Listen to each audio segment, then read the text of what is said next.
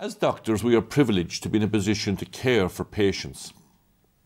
However, Arthur Kleinman, the eminent psychiatrist, has expressed his sadness that caregiving has little to do with the contemporary practice of medicine. We recently explored this issue at a seminar in University College Dublin, involving patients and students who were just completing their undergraduate studies. There were two main contributors to the seminar. Simon Fitzmaurice is a writer and film director who has motor neuron disease, which he refers to as MND when presenting. Eamon Ralph is a family doctor in a village in the west of Ireland. Eamon was hospitalised with significant heart disease on a number of occasions. 2 years ago, despite being a non-smoker, he was diagnosed with lung cancer and underwent major surgery. We also had contributions from Pádraic Conway, a theologian and vice president of the university who had colon cancer. Pádraic died a number of months after this seminar was recorded. Following on the presentations, the graduating students were asked to spend time considering the importance of caregiving in medical practice. They subsequently provided feedback in relation to their observations. Just before I open to speak on caregiving, let me just say that what today is really about, in the end of the day, if it's going to be worthwhile, is the issue of you understanding what Eamon has described many times to me, and which I've often quoted him on, as the privilege of qualifying as young doctors. We live in a time when, unfortunately, that privilege is often not recognised. I'm glad to hear the word used more and more and more now as I listen to different people speak. You are actually entering into a career that places you in a remarkable position of privilege in terms of, as Eamon describes it, the intimate interactions you have with people all around you in your own communities and indeed elsewhere. It's hugely important that you don't let that be taken from you. It's hugely important that you live up to the responsibilities that come with that privilege. And when I say get taken from you, unfortunately, there is a tendency as we go through life for us all to become somewhat more sceptical and cynical. And what we would hope you'd take from today is quite the opposite, and actually that you will grasp the privilege, and based on today's interactions, that you will even see that privilege more powerfully. So with that, we're going to move on and let Simon take his message forward to you, okay? Thanks, Brendan. I don't know what it's like to be a doctor. I don't know what it's like to see a cadaver and dissect it. I don't know what it's like to watch a person dying, or have to talk to their family afterwards. I spent 4 months in an intensive care unit. People dying around me week after week. My father-in-law is a doctor, and my sister-in-law, but I don't know what it's like to be like you. I do know what it's like to be a patient. I have a lot of experience with that. That's why I'm here today, and I feel honored to be invited to speak to you, the next generation. None of you know what it's like to be me. Not unless you have MD. You can never know. You can read a book about someone with MD, about the symptoms, the progression. But it is a telegram from space. You've never been there. Just as I have never been to your world. Perhaps this seems obvious. Perhaps you never presumed to know what is beyond your experience. You are then, in my opinion, in good shape in terms of your ability to care. But last year when I was in hospital, I was surrounded by doctors who not only knew MND, they knew it better than me. How to live with it. And, most importantly, when to die with it. I disagreed. But one by one, the doctors told me I should turn off the ventilator, including the head of care and research of MND in Ireland. How did the state of affairs come to be? Could it be my opinion was irrelevant? When I was asked to speak at this seminar, I started thinking about all the times I had spent with doctors. I saw so many doctors, consultants and surgeons that I would know within moments of meeting them how the consultation would go.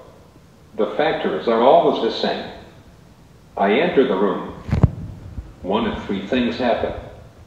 The doctor either comes round from behind his or her desk, or stands, or remains seated. Then one of two things happen. The doctor either looks me in the eyes or avoids eye contact. And then, finally, one of two things happen. The doctor makes physical contact, a handshake or a touch on the arm, or avoids it. In those first seconds, a trajectory is established, and the encounter will follow it all the way to the end. Either I was treated as a human being or a disease. So, I was going to talk about these encounters, about the simple significance of body language and communication skills, about the power of positive interaction in the care of a patient. But I kept coming back to my time in hospital. I kept asking myself how the two were connected. Could the everyday impersonal exchanges between doctor and patient somehow lead to the dehumanizing situation I found myself in? As a medical student, when does this detachment start? When does someone tell you to be careful with your emotions? First year? Second year? The first time you see a dead body? Your first shift in a hospice? Does someone warn you not to become too attached? Not to become too involved? Or is it unsaid? A tacit agreement? Is it a module in college? Exploring the strains of dealing with sickness and death. I ask these questions because I don't know. I don't know anything about being in your shoes. I want to understand. My sister-in-law is training to be a doctor like you.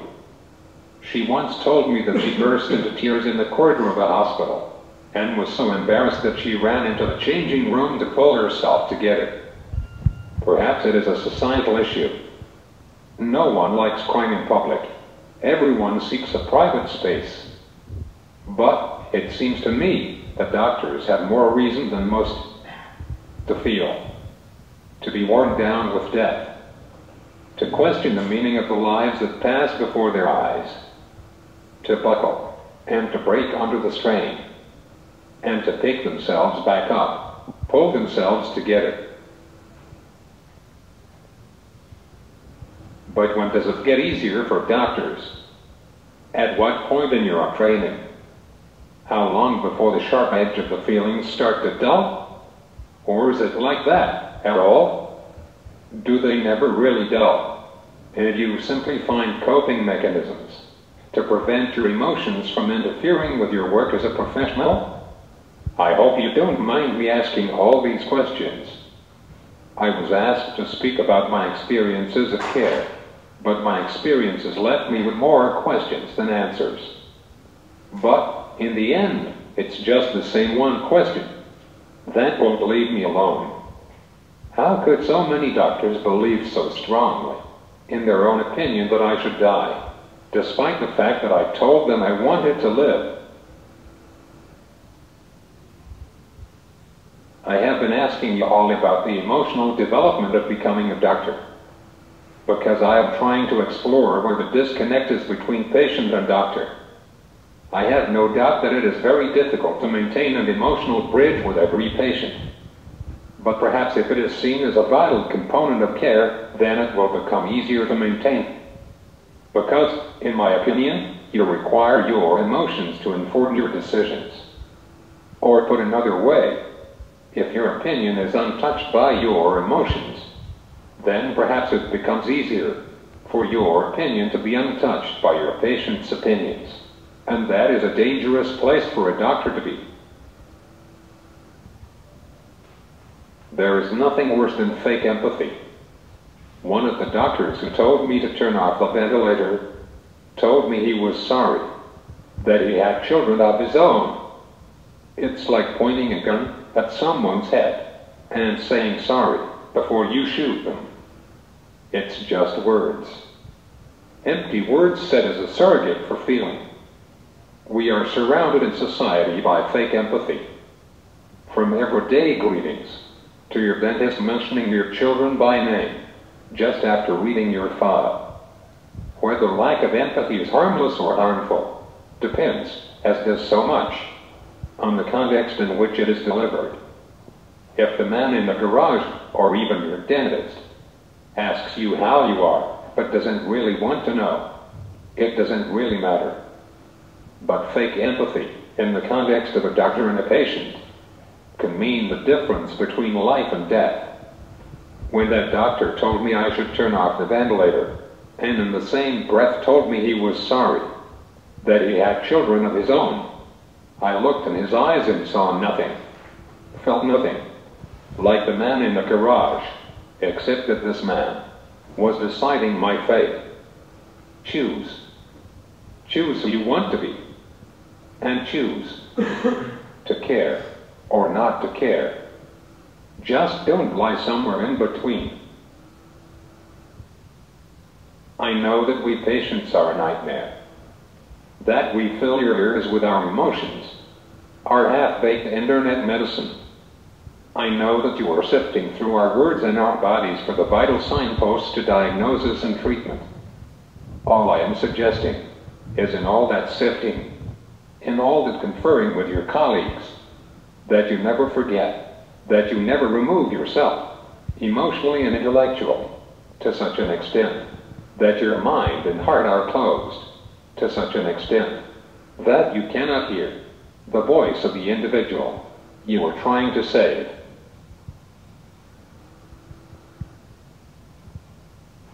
In conclusion, the question should not be, should we be more caring?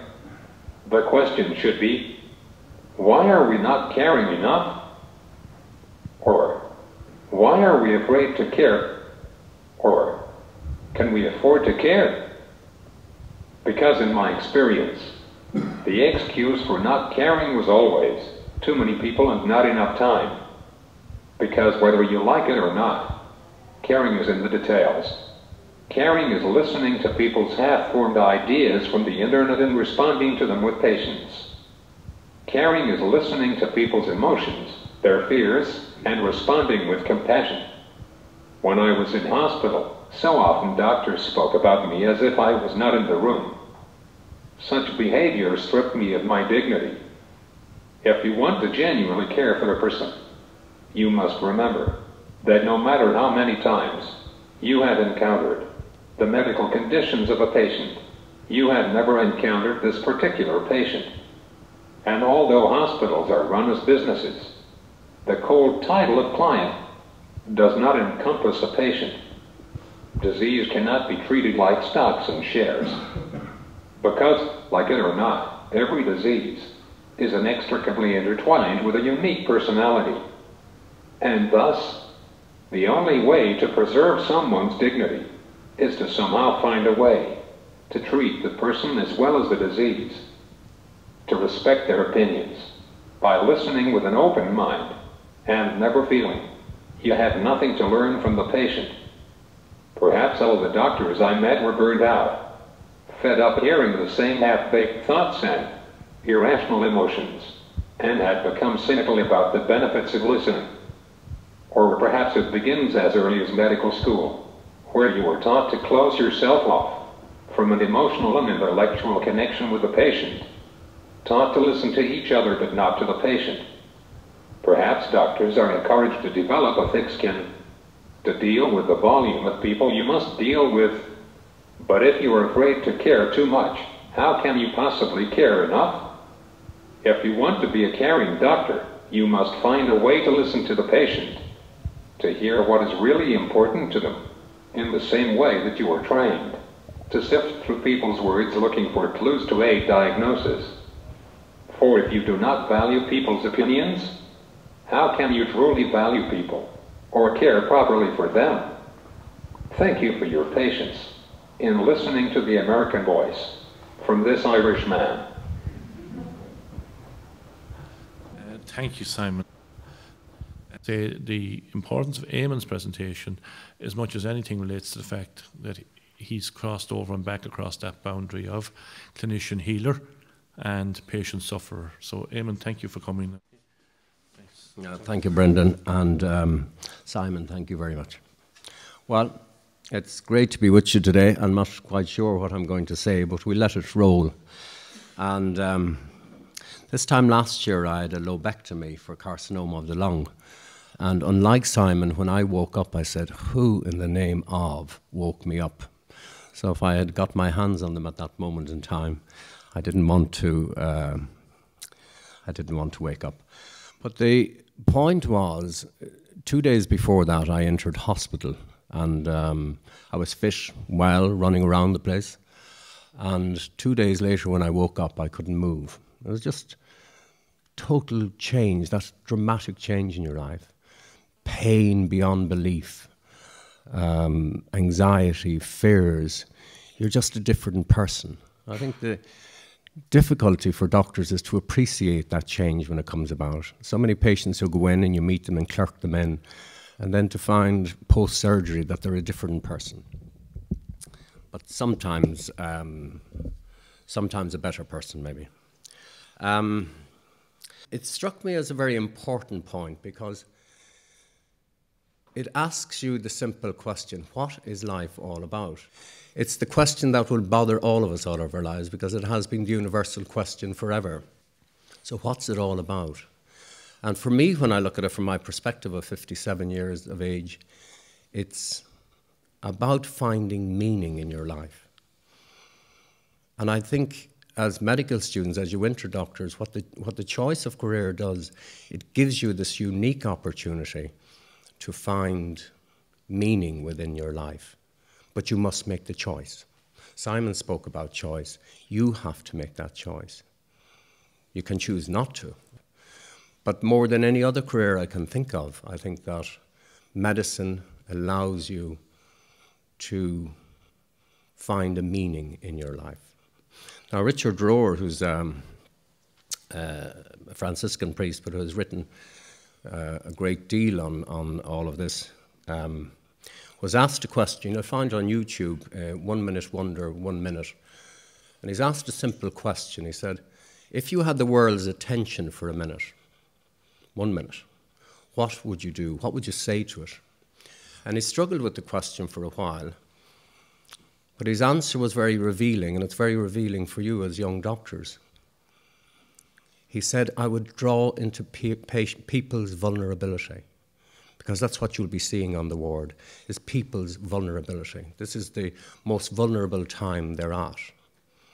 I would draw into it, he said, and in that you have a unique experience. And I think in ways, when you're invited along to see a patient, I think that's what you're tapping into. You're tapping into somebody's huge vulnerability. They're very vulnerable at the time. There's anxiety, pain, agitation, worries, concerns over money. All of these things are concerning a patient. You must come to that vulnerability. You must step into that space. That's the invitation you're getting. It's been asked to a banquet. You choose to come in there or you can choose to stay out. But Brendan's point earlier on when he spoke about how empathetic doctors are happier doctors, this is something that Caroline Mace would have spoken about a great deal in terms of why we have this need within us to respond to people. The little acts of kindness, they're very important for us to respond. We open the door for somebody or whatever we do. But these are very important parts for our own personal development. And Brendan touched on the point, and Simon touched on it. What happens within that whole space when it's taken from us? What happens in those years from when you graduate till you retire and that aspect of caring is taken from you? I think that's the big challenge for all of us. Now, Brendan, in his introduction to his book on change, quoted me as saying how big an honour or privilege it was to be a doctor. But in fact, as I go through life, I began to see that more and more as a truism. It is one of these great gifts that somebody would invite you into their house to say, will you look after my dad? Would you look after my child? That somebody would ask you to come to the ward to look after somebody who's leaving life. And I believe that there's no such thing as accidents in life. So you qualify as a doctor, and the first night on you got, oh, would you come up to Mr. So-and-so, he's dying, he needs his chart written up for morphine or whatever else. You're getting a unique opportunity to step in here. It's not a matter of just going up to the ward, writing it and running away. He's asking you to visit. Come and say hello. It's a very obvious thing. We all miss that when we're young doctors because we're told we're so busy and I have to run on this ward. When it comes to caring, I think sometimes I think caring is a step on the road to healing. You're not natural born healers. Some of you are. Some of you would be healers at some other level if you weren't here in medical school. But you can be a carer. And I think even if you find you struggle with that, I think the next step is at least to be careful. And my own experience is that that's one of the things that's lacking in hospitals, is this concept of being careful. So you arrive to me and I'm lying there in pain and you have blood to take. Well, it would be nice if you just, took your time, found the vein and took the blood instead of poking me all over the place. Don't add to my misery. It's the same when it comes to putting IV lines up. I mean, the doctor will look and the first thing he'll see is, he'll see a vein here, nice and handy, throw it up and get out of there. But now I find I can't brush my hair and I cannot shave and I cannot move this. I can't hold a fork or a knife. And yet there might well have been a very good vein here. They're small little things, but it's the small things, as Simon said, that matter. All the small things add up to having a positive experience in the hospital. And I think the positive experience in the hospital is what leads to healing. And so many patients come back to me from the hospital and they have negative experience. And that's what delays their healing. There's a whole big issue around the world of healing. But you can add to it. You're not going to be the healer there, but the little things you do. One of the big points I would leave you with is in regard to once you make a commitment to a patient, please, but please stay with that commitment. So if you say to the patient, I'll be back at 2 o'clock to take the drip down, be back at 2 o'clock to take the drip down. You've made a contract with him. You've made a contract that you should honour. Coming back the next day or coming back at 11 o'clock that night isn't good enough. The other thing is simple things like certs. The patient may well be depending on a certificate for his financial release that week. You need to honour that code as well. There's no point in walking into somebody to take blood off them or put a drip up in the middle of their dinner. So you might ask them, what time are you having dinner at, Eamon? Oh, well, 12:30. Okay, well, then I'll come at 1 o'clock and we'll do it.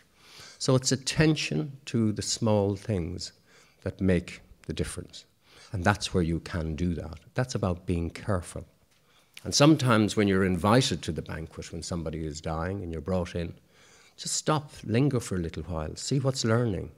There's a very beautiful dynamic going on here between you and the patient. It's an energetic dynamic.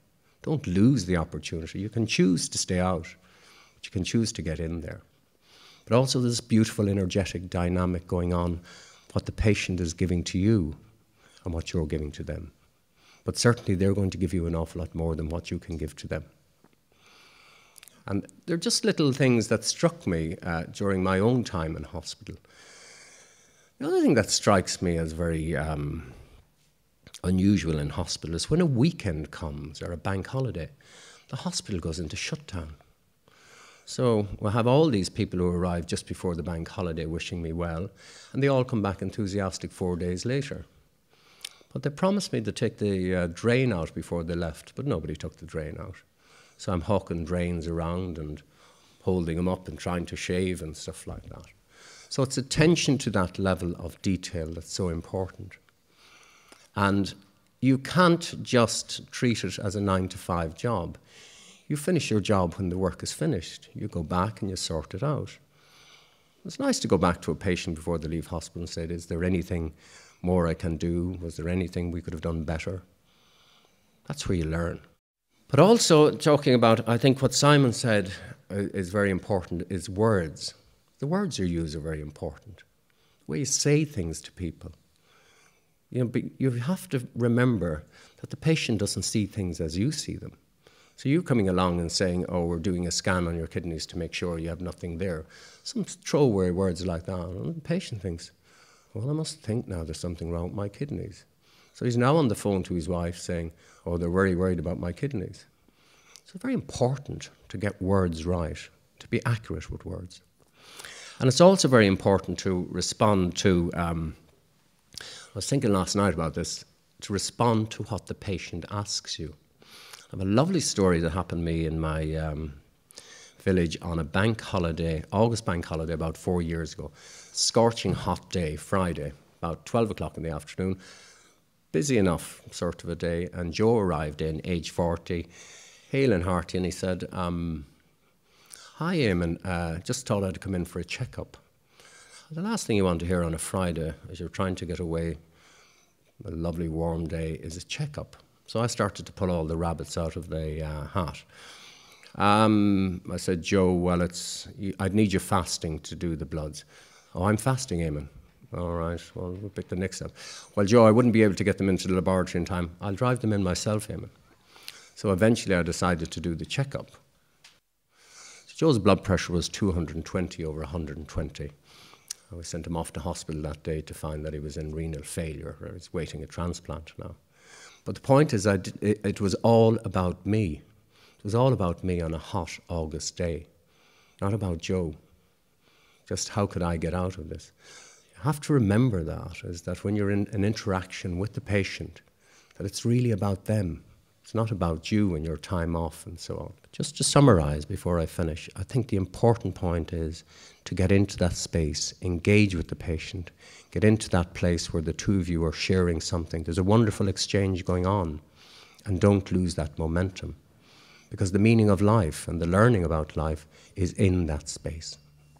I may have cancer, I may be lying on the bed, I may be leaving the world in the next 24 hours.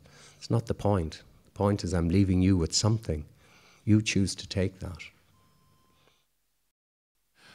Is there anybody there just at the moment who wants to or would raise with Eamon some questions in relation to points he's raised or other allied points that you think he might deal with based on his experiences? Eamon, do you think being a doctor and being in the bed, do you think it's an extra challenge for the healthcare workers looking after you, the fact that you are a doctor? Do you get any sense of the fact that it's more difficult for them because you're a doctor? Does that get communicated? Thanks, Suzanne. Yeah, I think so. I think so. And I'm not... You don't need to be too close. Yeah, it's not from... it wouldn't be from my point of view, because I think once you go in as a patient, you completely surrender. You know, you've almost forgotten completely that you exist as a doctor. You're there, you're in pain. But I think for the healthcare workers, they have difficulty with that. Now, some don't. One of the things I'll just say to the students is, and it struck me, I'd been in hospital one stage with a cardiac disease, is the one thing you have greater than any pharmaceutical agent that has ever been produced is you have the power to reassure. That's your great gift. When you can turn to somebody and say, listen, you don't have to worry about this. Or say to them, I'm with you, I'll be here with you all night. If there's any little thing you want, I'll be here beside you. That's the greatest single gift you have, that power to reassure. If there was one thing you ever took from medical school, that's it. You know, and if you never had another tablet in your life to hand out, the power to reassure is very powerful. So I think you need to bring that sense of presence, whether it's a doctor or some celebrity or whoever is in the things. You see them as a patient, but you don't change, or you shouldn't change. You bring the same dynamic to it, and that's your power to reassure. I think that's very important. And of course, the other thing is they may avoid you because you're a doctor. So I'm not going in there at him, you know, and just get it over with. I think that can happen as well. So you can suffer from neglect. And the other thing is, of course, I mean, when they do these technical operations on you, I don't know anything about them. And they assume I know all these things. Well, I don't think I do. Thanks, Suzanne. Just wondering, when you came back and you started practicing again, What was changed, or had you adopted any new approaches to your patients? Oh, I think that's a great question. Yeah. There's no doubt about it. The attitude of the patients changed you, and your attitude to them changes, particularly somebody who has a similar illness like, say, cancer, your capacity to get in there with them. And sometimes there's an immediate understanding when they come into you and sit down without even words being spoken. They know you've been through it, and you know they've been through it. So I think the dynamic does shift enormously once you have that feeling yourself. And I think your word carries great weight when you turn to them and say, I know what you're going through. I know what you will be going through. And how was it for you? Did you feel a lot of pain afterwards, and people with issues with chemotherapy and so on? I think certainly the dynamic does. And it gives you a whole flip. It's what I often refer to, and it's a strange phrase, but it's the gifts of cancer. They bring many gifts. Cancer brings many gifts in terms of the way you reflect or think about life now. Strange thing to say, but at the same time, I think it does bring many gifts. For me, it did. And just as a follow-up, at any stage, did you find yourself kind of slipping back into old habits and have to pull yourself up? Yeah, I think so. I think so. And actually, I was thinking about that the other day as I was driving towards my surgery. I said to myself, am I a carer? Am I a good carer? Or is it something I have to start up this engine every day and say, come on, Eamon, try and do it better, and then I walk in and I see what's referred to, even though I don't like the term, the heart sink patient, and I get sloppy again and fall back into old habits. At the end of the day, I'm human. It's a human state. The danger is that the patient sets you up as something exceptional, and you may well buy into that as something exceptional, but you're not. It's a human interaction. The two of you are just interacting at a moment in time, and I hope you're trying to do the best you can at that moment. But you're quite right. The danger is you start off with a blaze of glory. Oh, I'll never treat my patients badly again, and then a month goes by and you're back into the same. I think in med school we're very, very much immersed in the treatment plan, and we're being taught in a very structured fashion about the treatment plan. And so, how to integrate that with a treatment care plan is just, I think that's just my point. I suppose as inhibiting factors, as students, we sometimes see patients as just their illness and maybe a box to tick for maybe an OSCE station or an exam, and often don't focus on the patient as a whole. Well, that's a very interesting point, and for those who aren't directly involved in the medical world here, our examination system, I think that's a fascinating point. Maybe our examination system is actually creating an interest just in the specific and the whole OSCE type approach. The way the system squeezes out natural care that is there. Because one of the points the students made is that when they're on the wards, they essentially feel they have no role. And they're sent in to do very specific things, and then they're left not knowing what else can we do with patients. So they move from a situation where they feel they have no role to suddenly having a million things to do. So it seems to me that there's a piece that needs to be examined there around how can students become more involved, and the work valued of literally sitting talking to patients. The other thing that came across is obviously the way things work in terms of teams, that the consultant determines what's acceptable and what's not acceptable on their team, and the variation there is obviously enormous. And there's no way really of telling people what to do. So there are things the system is doing which is not taking account of the natural abilities that are there among the students. Just in terms of the whole thing about caring, I mean, I think, and this might sound glib at one level, but I think the most important thing is that it's part of the conversation. And I mean, people are talking about maybe your curriculum being dominated by treatment plans or by, a lot of cognitive content. And I suppose when I go down to oncology daycare on Monday, you'd be kind of hoping somebody would know the difference between your liver and your heart, and that's kind of has to be taken for granted. But the important thing is that I think the way I'd put it is that it's both and, that you both have the treatment plan, and maybe caring plan isn't the correct phrase, but the caring conversation, or the caring part of the conversation as well.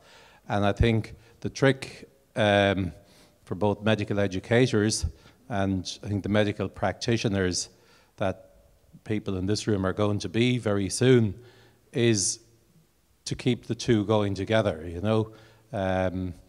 That it's not a question of you changing from being a physician scientist into a blob of compassion, but neither, on the other hand, you know, does one want to be treated by a robot. And the trick, I think, is to keep the two going together. And I think the optimistic or the positive sign for me is that now caring is becoming a respectable part of the conversation, and, you know, talked about at the same level as maybe biochemistry and other, you know, more traditional elements of the curriculum. We hope so. Thanks, Pádraic.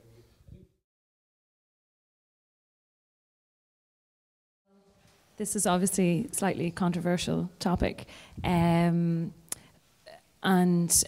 think in general we first spoke from ourselves, or the discussion started that way. So as medical students, have we experienced bad behaviour from doctors? And I think there was a general consensus that we have, and that's unfortunate. And what impact does that have on ourselves, and then also our own behaviour when we are doctors? I think then there's the other big issue is, have we observed bad behaviour from doctors to patients? And that's obviously a big issue too. Thankfully there wasn't so much experience of that, but that is there as well. And the point was made that the doctors that perhaps teach us or treat us badly also are the most likely to treat their patients without respect. And with regard to solutions and the bad behaviour, I mean, I think that it's generally accepted that the consultants aren't really answerable to anybody, so that might be an issue, without getting too controversially involved in that. But also without having roles, specific roles on the team, our presence isn't really being respected as much as it could be. That came up in our group, Brendan. I suppose the context, the different context of experiences that the students had in the groups, how you know, they experienced situations where empathy and care wasn't valued. So it's about that role modelling piece, and I think you touched on it earlier on. I suppose that, you know, the leadership that's required from those, you know, with whom these, you know, interns to be in a few months' time are going to actually work with. So it's what is valued in clinical practice at the moment, and it's really the, I suppose, the technical piece and the diagnosis piece in the main, rather than the caring element. So I suppose, you know, there's a big job of work to be done here, I suppose. So there's an influencing up and an influencing out. So there's conversations. Pádraic talked about the conversation that has started here today, but the conversation needs to start elsewhere, and it probably needs to start in the postgraduate area as well, you know, so that maybe this group can start, I suppose, a cascade of something different. The people in our group had some bad experiences within the clinical setting too, and had some bad sides. Yeah, they've seen some bad sides, you know, within the clinical setting, and I think it's quite important that we do learn and we practice what we see, and I suppose leadership is really important to us, and in that we will turn into the doctors that we see on the wards. So it's really important that they are good carers and good healers themselves. So we came up with a few practical solutions possibly that might have a bit of thought. So first of all, we give course feedback at the end of every module that we complete, and one of the points we thought was why not give consultants and their teams feedback at the end of a semester, or for example, so that brilliant, yeah. So they should get feedback based on their level of teaching, patient interaction, etc. So so that they can learn too. Another point that we had was yesterday we all received, and all of the students in the room received a certificate in basic life support, and that's actually up in 2 years' time. And maybe it would be possible to implement a similar system for, seminars in care or communication, that kind of thing, as part of the continuing medical education. And also for consultants, as part of their CME, get credits for attending communication seminars and mentorship.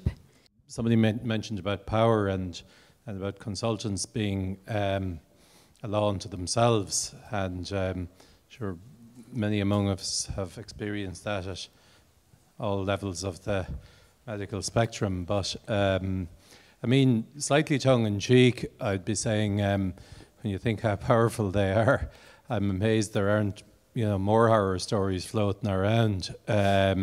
Because, I mean, there's a fairly basic reality, and I think it's the flip side of maybe a lot of what we're talking about with caring, that, if you have unchecked power, you are going to get abuse. Like, look at the pages of the newspapers every day, like, and all, the stories that are in them with the word abuse in them, and you can, analyse them from any number of angles, but what they nearly all reduce to is the fact that there were people with unchecked power who abused that power. I think that in organisations like this, and I've no doubt in the medical world as well, a lot of time and energy is spent complaining about red tape and bureaucracy and this and that I have to do, that one is forced to do, form filling and so on.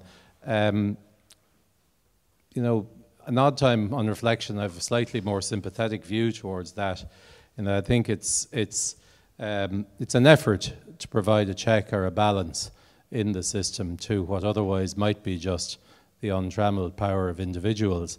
And I think maybe the challenge for a new generation of medical practitioners and ultimately medical leaders is to find and devise more intelligent ways and more efficient ways to put those checks and balances into the system in a way that helps eliminate the kind of abusive stuff that we're talking about here, but also promotes and recognises and rewards the caring approach that we're trying to promote here. So, I mean, there is a kind of a boring element to this too, which is about trying to put better structures and better checks and balances in place. But I think it serves the twin purposes of promoting the good thing and reducing the risk of the bad thing at the same time. I hope that from this we're not creating a sense for you guys at all. I need to reassure you before we go on to the last question that there's something awfully wrong with what you've actually set out to do. I mean, it's quite the opposite is the process of today. It's actually to say to you what you're going to end up doing is absolutely wonderful. Today is about trying to equip you to do it better than perhaps some of us have done it in the past, okay? So I just hope you don't feel, I mean, you have to discuss the negative to see that, okay? When listening to Simon, I was aware when he talked about a dialogue that, of course, it also comes down to power. And really healing is, and with the doctor and the patient, it's a power sharing.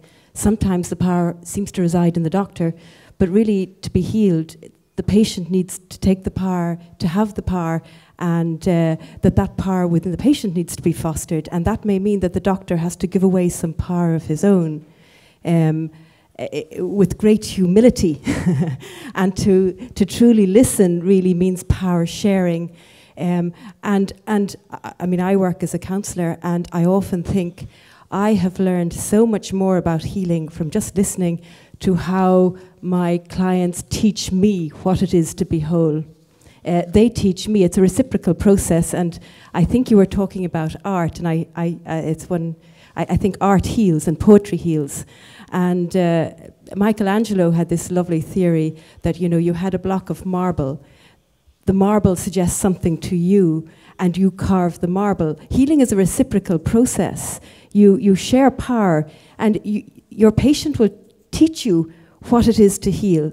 And when you're with a patient that dies, that patient will teach you as doctor how to die, there's such a richness, as I think you were saying, it's such a richness to be in that space with the vulnerable patient, and it opens us to our own vulnerability and our own terror, because as doctors we're terrified as much as our patients are very often, and we don't know. I think it's the fact that we don't know, having the humility to know as doctors that we're not experts, and actually we don't know, but that maybe our patient does with the right love.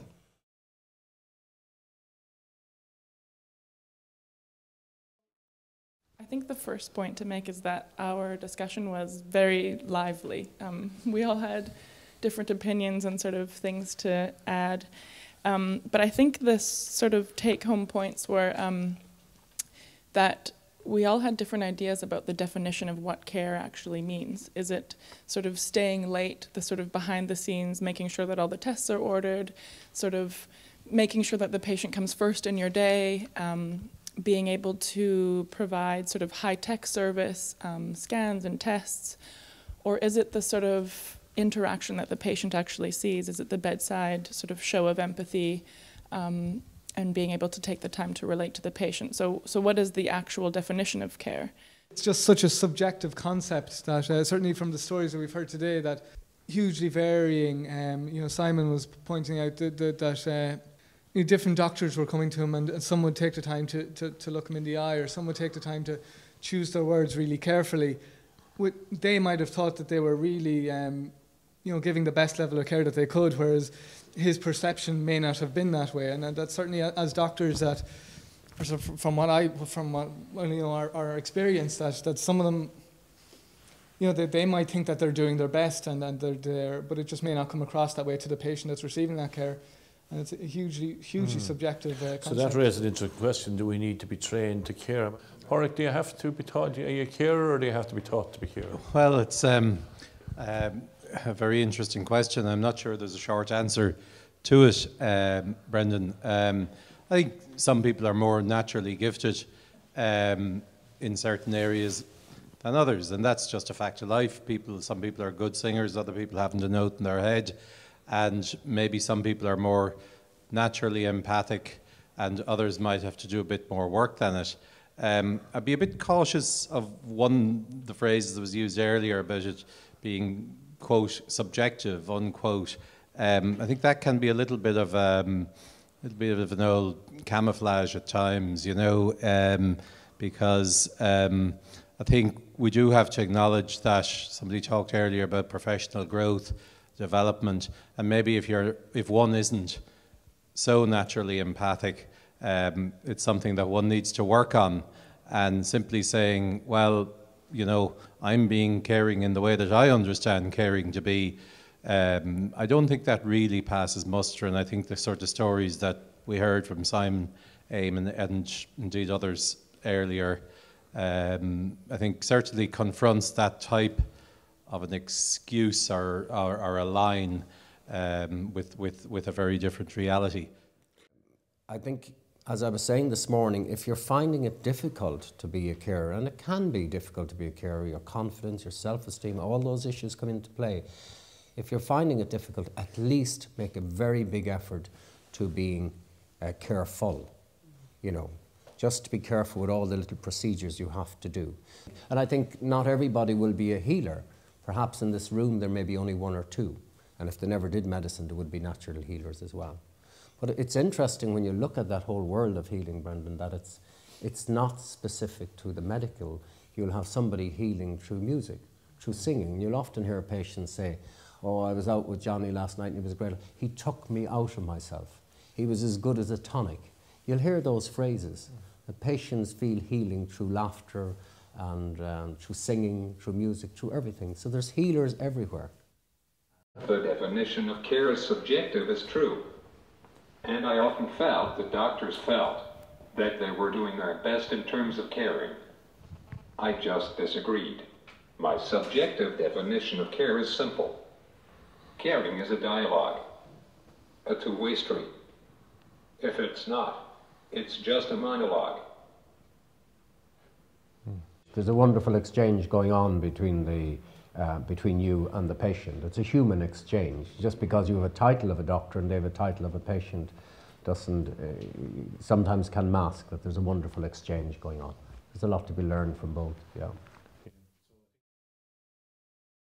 For ourselves, it's as important, as I said at the beginning, as it is for those that we treat. And that came up several times today.